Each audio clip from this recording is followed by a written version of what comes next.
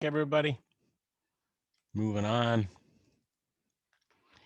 I think this is going to be a real short segment because basically our student here just wanted to know where stuff was at.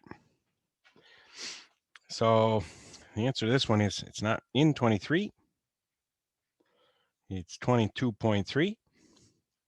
And it is absolutely essential. When it says important new reaction, how do you convert an NO2 to an NH2? You've got to learn our four methods here. And they're found in section 22.3, lithium aluminum hydride followed by HCl. I want you to keep in mind that, our molecules often have a lot more functional groups than just one. In fact, it's rare that we have only one functional group. So if you have other functional groups that you do not want reduced, like aldehydes, ketones, esters, nitriles, amides, which all get reduced with lithium aluminum hydride and HCl, don't use this method. All right, H2 and nickel. Yes, it'll work nicely, but if you have other parts of your molecule with isolated alkenes or alkynes, they'll get reduced by hydrogen and nickel. When I say isolated, I mean H2 and nickel will never touch benzene unless you have, if you look carefully in the book, it says, oh, with 300 atmospheres worth of pressure, you will. That's extreme. So H2 and nickel's good for this reaction unless you have, like, say, this sticking off your molecule and you don't want to react it. Say you had this alkene here sticking off there. Well, H2 and PT just reduced it, and I think you should have used the lithium aluminum hydride.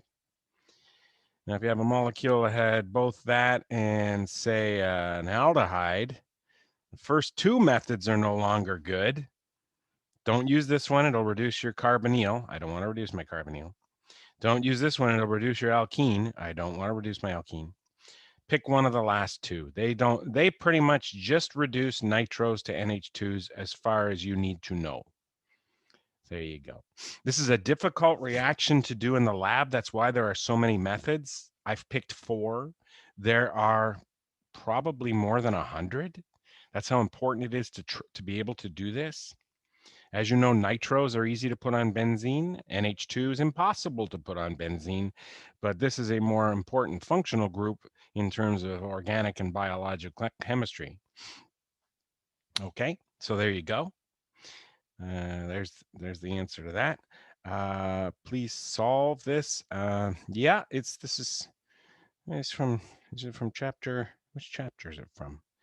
Look, this looks like chapter 22. So the answers are in the book, but this is the reason why the student had trouble.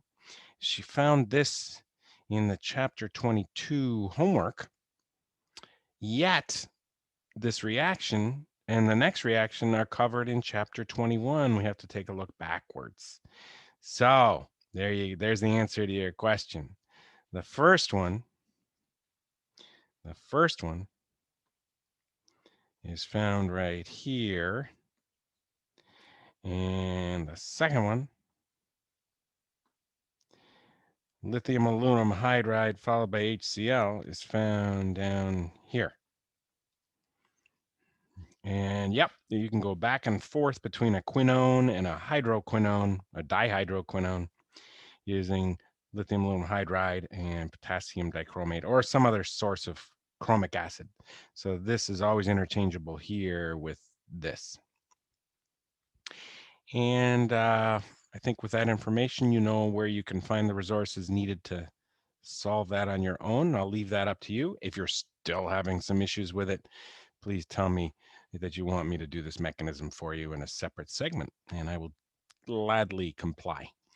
So that brings to a close the questions I think I have for today, or for this morning. Maybe we'll have some more this evening, and I look forward to seeing you possibly then.